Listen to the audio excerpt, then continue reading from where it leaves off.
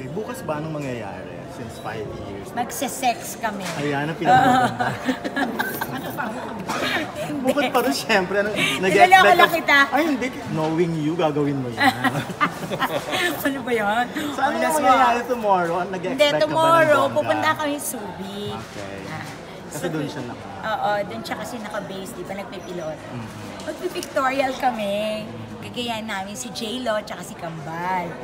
So yun, kakain kami. Tapos wala, sweet-sweetan na. Pero ano na nabago sa 5 years kasi diba? Sa 5 years, na bago sa amin, wala naman masyado. Ano lang, mas lalo lang namin na-miss yung isa't isa kasi malayo siya. Sa Holy Week, saan kayo? Sa Bataan. Sa Moron. Mars, seryoso yung baby. Oo, sa 2020. Pero hindi siya malakurina. Ikaw mismo yung magdadala ng babies. Ako yung magke-carry. Carry pa. Carry naman mag-carry. Sinabi naman ng doktor na carry. Pero in vitro. Oo. Pag ganun, Mars, na pwede yung piliin na kambal. Hindi. Depende kay Lord. Pero may chance daw. Meron, pero depende pa rin kay Lord. Kasi siya ang nagde-decide if mabubuo yan or hindi.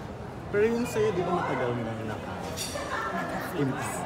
Yung sa kanya naman hindi naman kailangan. Hindi no. Hindi Kasi mo bata. kailangan. Tsaka active naman kayo. Yes! Of course! Tuwan-tuwa si Ana. Ano ba, Ana? Basta gano'n. Bakit gusto niyo pa, Mars? Siyempre para kay Darl naman. Para meron naman kaming anak. Siyempre, aside from may mga anak ako, gusto ko naman may anak kaming dalawa. Para mas lalong binding yung pagsasama. Yung mga anak mo, okay din sa kanila. Oo, yun nga ang excited nga sila dun eh. Excited sila doon. Paano po yan maglalaylo muna kayo? Oo. Talagang pahinga for... Talagang nakaplano 1 year. Anong kailan yun? January 2020. Talagang next 2020 na for the... 2020 talaga for that.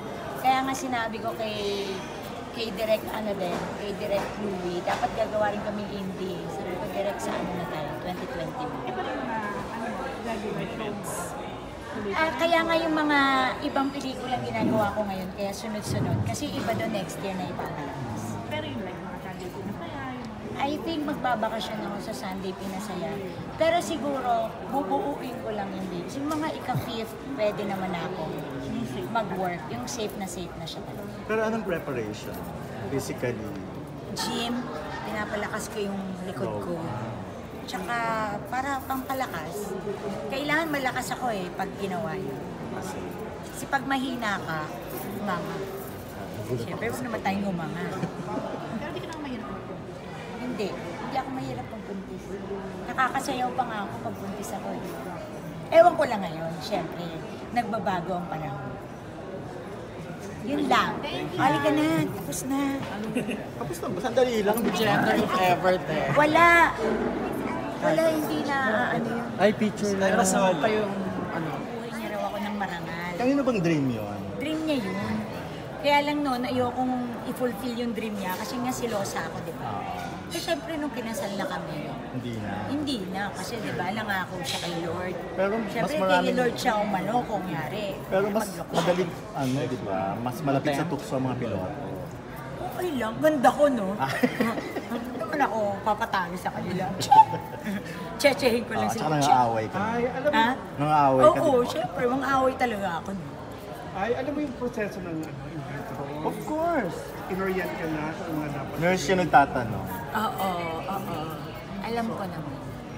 So, ready ka na. I'm ready. I was born ready. Anong lahi? Ay, anong Anong lahi? Anong lahi? Please. Sorry. Ano ba ito? Baka nakalimutan mo aso. May donor ba? Nakalimutan mo tao yata. May donor ba? Nakalimutan yung may aso na kayo. Ano tawag dito? Anong gusto mong gender? Yung nasa isip mo? Gender. Ano kaya anong lahi? Wala kahit ano, basta normal and cute siya. Okay na yun. Kung may choice ko pa kayo gusto niya. Ako, gusto ko kambal. Para isang beses Babae na lang. Babae lalaki. Anything, basta dalawa. para tigisa ka mo. Diba? Ganda yun. Pero pag may ganong process daw po, may tendency talaga na nakambal. So ready kayo po. Oo, pero yung iba rin kasi kahit kambal, nawawala yung isa. Kailangan lang ready ka sa lahat. Depende sa bigay mo. Yun yun eh. Miss, ay kung anong sikreto dun sa smooth na relationship ni Gerald kasi sinabi niya na hindi kayo masyado. I think si God, totoo yun. Parati kami nagsisimba, parati kami nag-novena na magkasama. So yun. Pero Bible reading ba?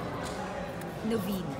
Sobrang Saka kalma. parati kaming yung ewan ko, bakit tuwing kunyari nagkukumiyong kami, biglaan siya hawak sa akin ganun. Bakit ba ako hinahawakan? Eh, dadasal kita. Okay. Oo, parang ganun. Ako rin tuloy, nahawa na ako sa kanya. Pahawak din ako. Parang ano ba yan? Parang pinapray over mo. Hindi kayo nag-aaway, di ba? Hindi. Never kang Hindi. nag-invento ng away. Nag-iimbento rin ako Nung paminsan-minsan, nakilala pero kita, hindi naman successful. Dead mas siya. Sabi mo sa Losa Cat, hindi ka nag-selso sa mga nilalike niya sa IG ng mga Hindi. babae. Ba't ano Oo, ba yung hindi tsura ko ng mga makita. babae? Hindi ko makita eh. Ang liit ng ano niya, Arj. Ano yun?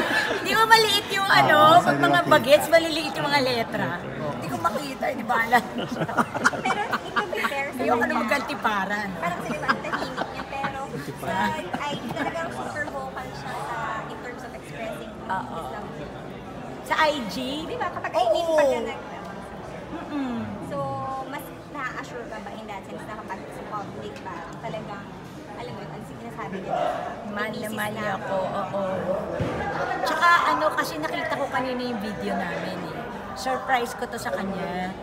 Kasi yung Nice Spring kanina, pinadala sa akin yung video. Weather. Doon ko nakita na, ay, mahal pala talaga ako ni Darl. Kasi makaka-capture mo yun eh. Hindi mo pwedeng... Ba't nagduda ka ba? Ano, hindi. Hindi naman ako sa nagdududa. Pero doon ko talaga nakita na, ay, mahal na mahal pala ako talaga ni Darl. Ganon.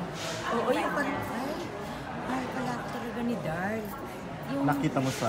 nakita ko sa video kilos eh, niya, sa no? kilos niya, sa mata niya, yung sa saya niya. Parang, ganda ko, ganon yung dating. Ganda ba naman talaga nung kinasal? Hindi naman, pero ibig sabihin, oo.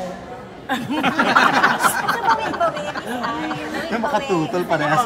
Bawin-bawin for whatever heartaches like. Oo, bawing-bawi. Nabawi talaga ng panahon. Gusto ko dati talaga, grabe, parang everyday bash. Bash is life, ganun yung dating sa akin dati. Parang wala naman akong ginawa, nag-shota lang ako. Parang pumatay na ako ng 10 tao. Weird. Actually, weird nga ako nun. Ano nangyayari? Hindi ko, kumbaga sa Tagalog, hindi ko maapuhap. Or in English, I cannot comprehend. Hindi ko talaga Ano maano. bang English nun? Comprehend. Yung apuha? Ano ba? Hindi ko maisip na gano'n na pala buhay ngayon, no? Na bawat lahat ng tao may opinion. Kasi syempre, kami yung mga lumang artista, no? Kami dumaan sa social media, di ba? Na parang minumura kami, kung ano-ano sinasabi sa amin. Parang, bakit gano'n? Ito nangyari? Ano ginawa ko? Yung gano'n, yung tatanungin mo tuloy yung sarili mo, ano nangyari? Bakit gano'n? So ngayon, nasanay na ako na, kasi may social media na pala, gano'n na pala ngayon. Pero lumalaban ka rin naman. Minsan, pero ngayon hindi na kasi yung iba doon, di ba naman kakilala eh. Tsaka yung iba doon, syempre, kung ano-ano na lang din. Pero dapat po ba na dun sa mga part na yun na you wanna give up on him Ano kasi... ka ba, di ba? Binura ko nga yung Instagram ko na 350,000 followers. Noon pa yon na mga ilang years ago yun, di ba? 5 years ago. Biro mo, 350,000 yun. Sayang yun. Sana nasa 1.5 billion na ako ngayon.